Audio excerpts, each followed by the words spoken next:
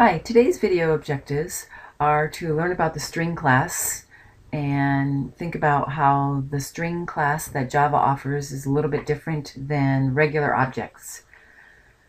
Very specifically, we will learn about the basics, and we will draw memory allocation diagrams for both strings and objects.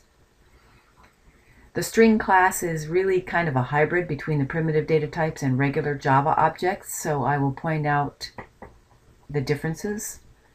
There's a very important term that you need to know. Strings are immutable, and I'll show what that means. And we'll talk about some methods specifically meant for strings and some methods of the scanner class that are available for strings. I'm going to start with section B of the Word document that's posted and highlight some ideas. And we'll first talk about the constructors. And like I said in the objectives, strings are kind of a hybrid between a primitive data type and a regular object. And you can see that in point 1, right here, they are making a string and it's called name, and they are using the default constructor because it's just open close right there, the parentheses, and so there must be a default constructor for the string class. You can see that the data type string and then the identifier and the use of the word new is the same as we've been using all along. It also must have a constructor that takes a string. So you see here that you are making a new string name2, and it accepts a string in there, Nancy.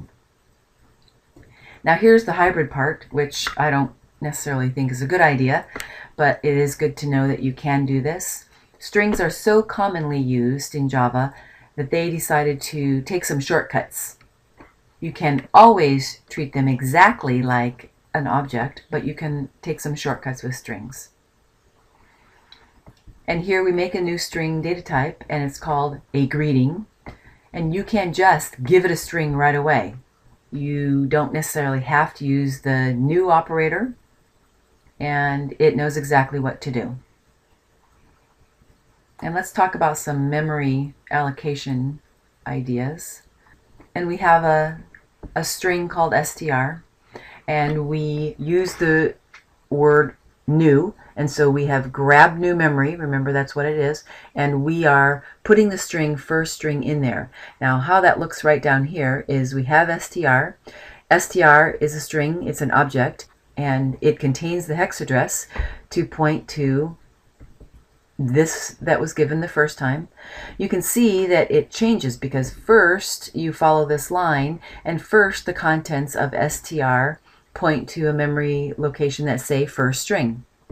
But then let's look at what they do with the code. They print out the string, and that's shown right down here, but then they take that same identifier str and they grab new memory, so different memory, so that goes right down here on this part of the diagram.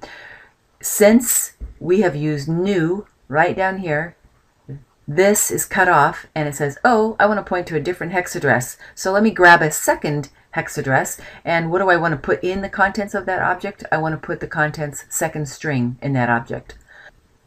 Now let's look at some code and then the memory allocation diagram for these two strings. So we make string A and string B, and then for string A we grab it just like we have always grabbed memory with an object. So we use the new operator, we fill it with the contents of first string, and we print it out.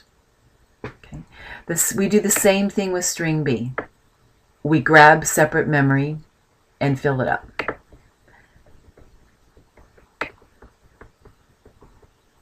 And down here would be the memory allocation diagrams of that. String A, str holds the hex address to where it points and is filled with first string. strb holds the hex address and it points to the contents that say second string.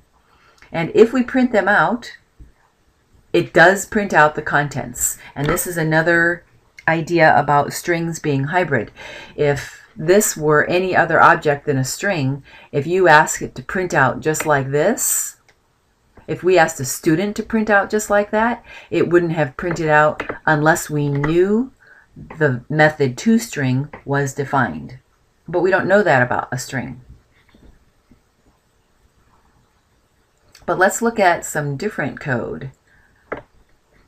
And you can see on the bottom that it has a little bit different memory allocation diagram. Let's create those two same strings, string A and string B. But now there's only one time when we use the operator new with string A. So we say string A is assigned new string, and so string A points to the memory place and it is filled with only one string. And then here we do something that's totally legal, but a little bit weird. We have to be careful. We say whatever the contents of string A are, put it in string B. And we've encountered this before. Well, the contents of string A are, where does this point to in memory? What's the hex address? So that's what string B is filled with. We've already talked about null value, so it works the same for strings as other objects. I'm going to skip down now to the methods available for strings. We have the identifiers each for all of these methods that are available, and we have whether or not it accepts a parameter when we use these, when we invoke these methods with a string. And over here it tells you what the output is. It gives you examples. Frequently we want to know how long a string is, and if I had the string HELLO exclamation point that has 6 characters, and we start the string with these double quotes and we end it with these double quotes, and I think it makes sense that the length is 6. Even if there were white space in there though, if we were to put a space in there, a white space would count. The length of this would now be 7. So let's put that back to where it was. Char_at is something that we're going to want to use when we traverse a string and we look at each character as we go. Remember when we were learning about switch statements, we talked about traversing a whole history paper and looking at it character by character. Well, if you have a string and you want to look at each individual character, char_at is what you would use. Now imagine this string HELLO exclamation point in a table like this, and we call this top value the index. So each character has a position represented by the index, and in computer science sometimes we do things a little weird, and we're going to start counting at 0. So we say that the letter uppercase H has an index of 0, the lowercase e has an index of 1, and so on through this particular string. So when we say char_at a particular index, what we're asking is, if we imagine this table in our head, what character is at that particular location.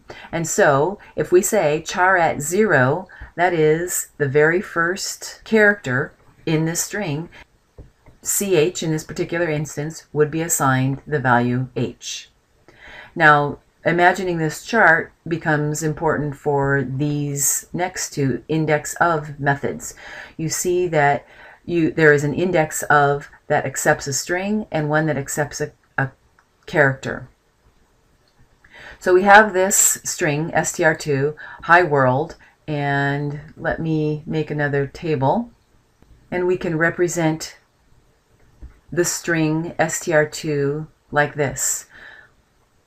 Here are the respective indexes. Notice, kind of like when we're talking about modular arithmetic, this highest value is 8, but there really are 9 characters, that includes the 1 blank space, inside this string. So if a string contains 9 characters, then you count from 0 to 8 in the index values. So how this index of, with a string being accepted in the parameter list, works is this. It wants to know, where does this start? What index does it start? Specifically, we have this string, we look for it right down here, and we say, is the string world in this particular larger string? And if so, tell me where it starts. And so the W, the beginning of the string that we're interested in, starts at index 3. Therefore, this returns a 3. We're looking now for the string sun. Well, we look in our string that we are given, and there is no string sun. The fact that this returns a -1, which would never be an index if the lowest index is 0, is the indicator that the string sun, the substring sun, is not in our larger string. Similarly, if we're looking for a particular character, we can pass it a character as a parameter and ask, where is this character found? And you can see that the exclamation point is associated with index 8. And we're looking for a T. There is no T anywhere in here. Therefore, the -1 is the signal that there is no capital T in this string. And let's talk about some other methods.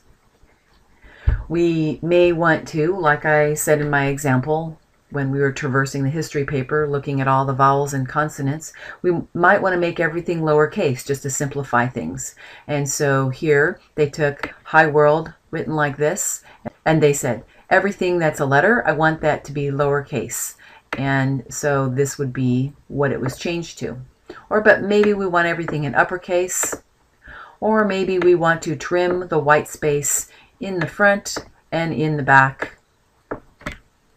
And you can see that this 1, 2, 3, 4, 5, 6, 7, 8, 9, 10, 11, 12, 13 character string was trimmed to just this. It doesn't get rid of the stuff in between, the white space in between, didn't get rid of that space.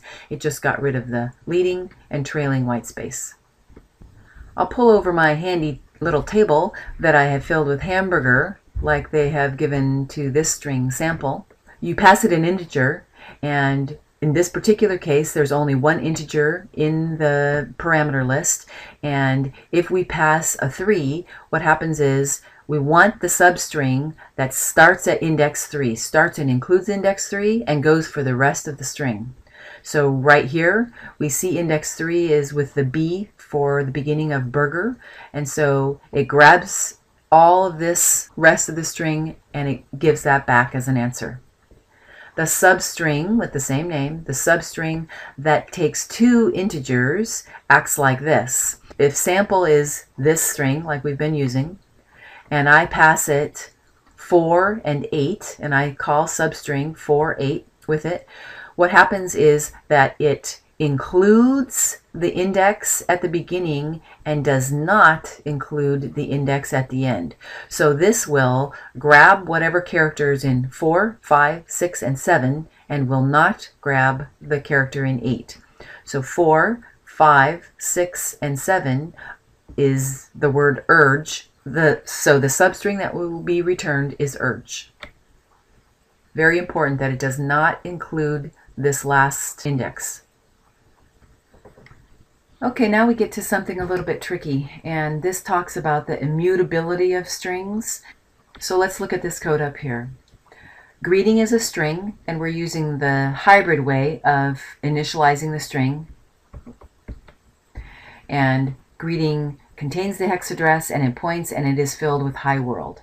And we do exactly what we just learned that we could do. We could take all the letters and we could make them lowercase. And so with our string object, we invoke to lowercase.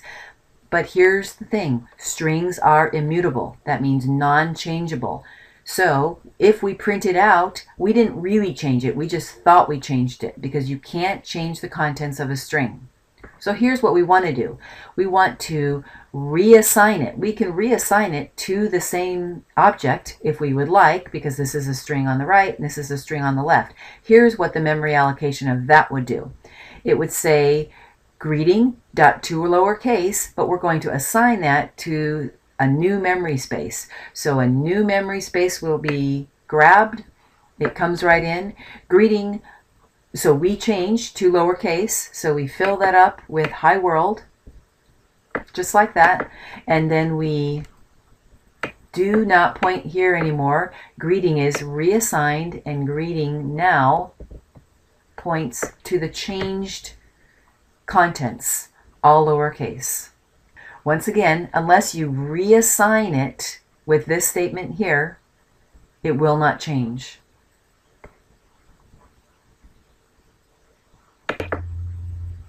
Skipping down to section H, there are 3 other methods defined for strings that are of interest: equals, equals ignore case, and compare to.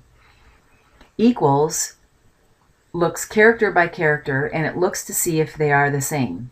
Exactly. This one is case sensitive, equals ignore case, so these would print out the same, and so would these.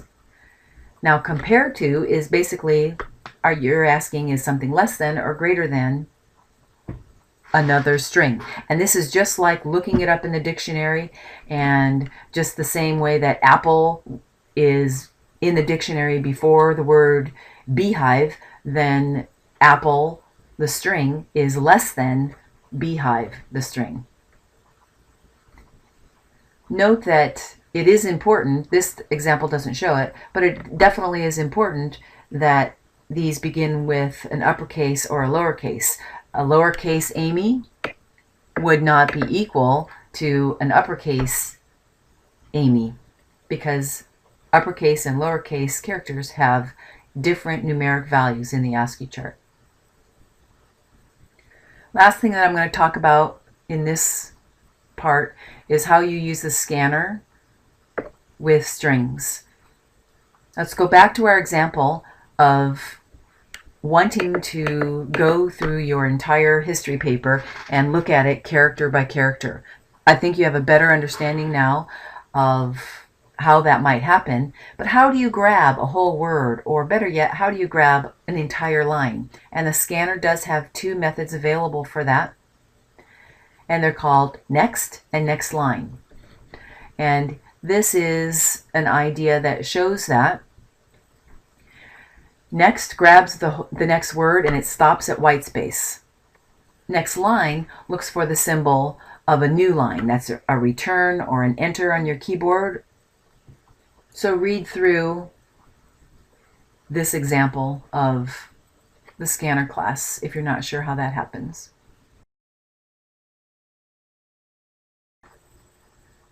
To continue with the string class and the ideas of its memory allocation and its comparison to real objects, I have 2 files posted for you to review. One is called Object Play, and we'll talk about this in a minute. But before that, I want to talk about the rectangle class. This is a very simple class, and you have 2 private data members that define a rectangle, the length and width, and it has a default constructor and a constructor that takes both the length and the width. And then it has 2 accessors, get width, get length, and it has 2 modifiers, set width, set length. So we're going to first talk about strings and their memory and how it works, and then talk about the rectangles and how that works, and then that will complete our lesson. This is the driver that will first talk about strings, and then I will uncomment out the rectangle play down below. So let's first look at the strings. And at the very top here we have 3 strings, str1, 2, and 3. And you could think about their memory like this. str1 grabs new memory and it fills it with I love CS. So this contains the contents of where this memory space would be. str2 uses the default constructor of the string. It uses the word new, and new memory is grabbed for that, and this is just, you can think of this as an empty string in there. str3 is assigned the contents of str1, so str3 points to the same place that str1 does, which is up here. So that's what the memory would look like right now. So let's look at concatenations and the immutability of strings. Right here, this statement right here says str2 plus equals I like green dogs.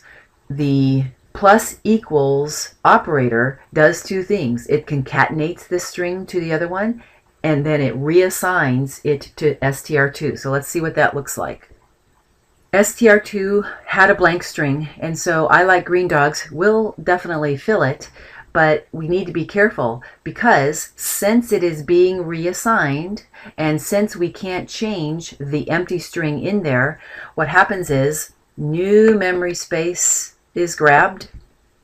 It is filled with I Like Green Dogs, a little overflow there. This arrow no longer exists. And so now STR2, getting kind of tangled up in our pointers, points to new memory space, once again, because it was assigned and because you would not be able to change the original empty string. And it's filled with I Like Green Dogs.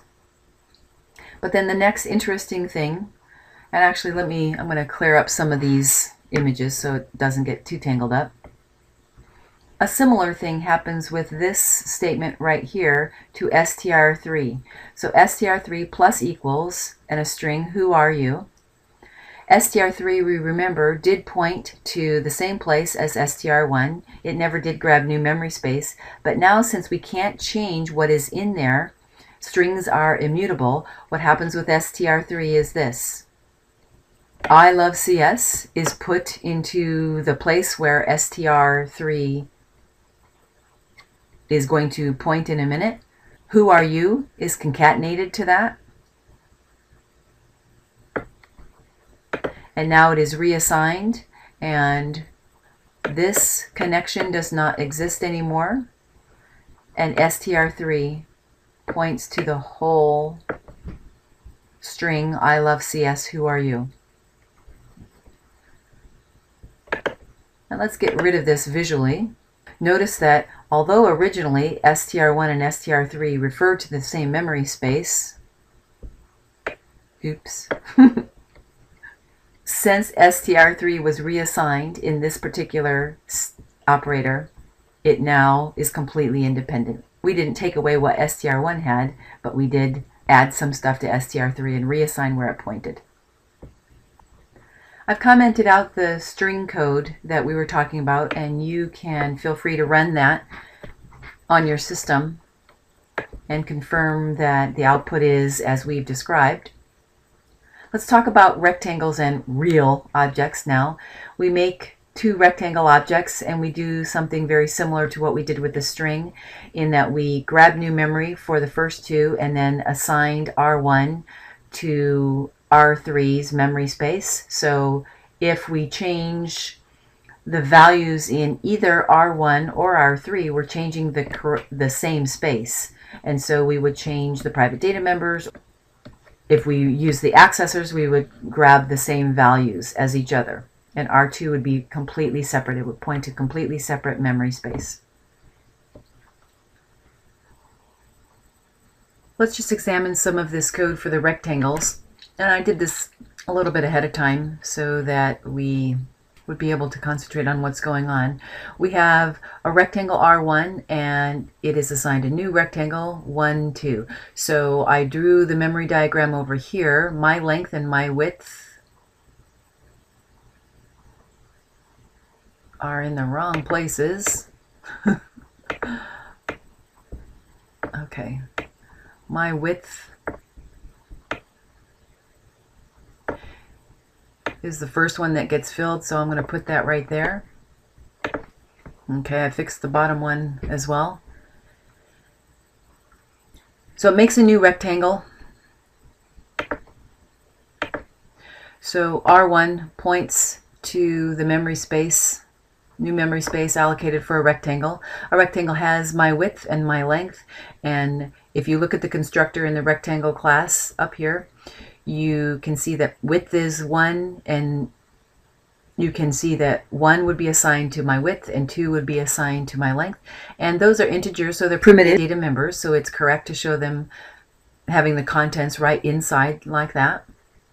R2 also makes a new rectangle, and it's going to point to a place down there, and my width and my length are filled with 0, like I've shown right here. And the contents of R1, which of course is a hex address, is assigned to R3. And so this guy also points to the same rectangle. And so if you look down here, I know part of the code is covered up, but actually let me slide it just a little bit. And so what we're doing is we're going to print out R1, R2, and R3's width. And R1, R2, and R3 are separate rectangle objects, and so we are going to get the width and we're going to get the length of them.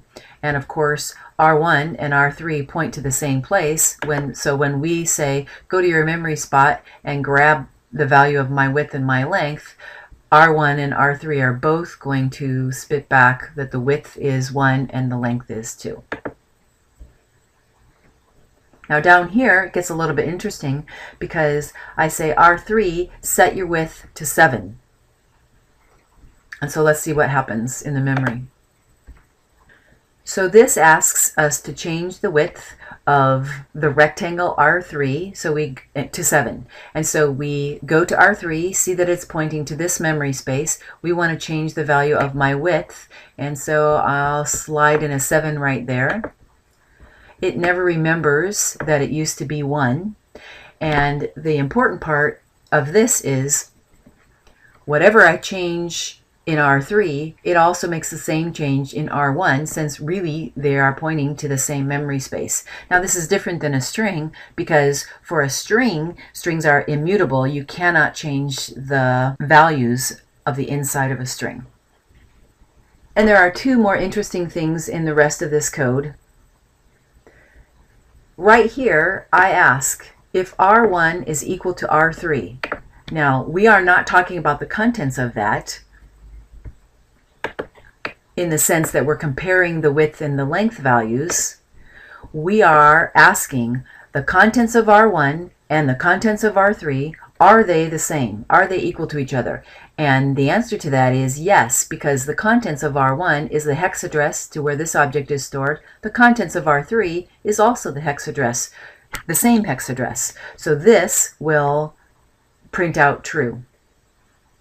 And then the last thing of this, we can see that the rectangle class does not have a toString method defined. It has the constructors, it has the getters and the setters, and it has nothing else defined. So if we ask a rectangle, and it doesn't matter which one, to print itself, then it prints what it has in its contents. Let me slide this over and show you what it prints.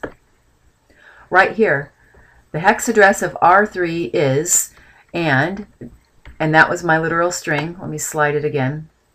That was my literal string here. The hex address of R3 is equal to, okay? But let's look at what it really prints out. Right here, it prints out the fact that it is a rectangle object, and it says that the hex address right here, and you see some letters, they're lowercase, but that's okay, some letters and some numbers. So that is a base 16 memory address where that rectangle is pointing. And you see that R2, as expected, has a different memory address. Okay, that's it. Let me bring up the video objectives of this pair of videos again and take a glance and see if you feel confident about them. Okay, while you view this, I'll let you listen to another piece of music and try to identify it. I think actually this one's probably more identifiable.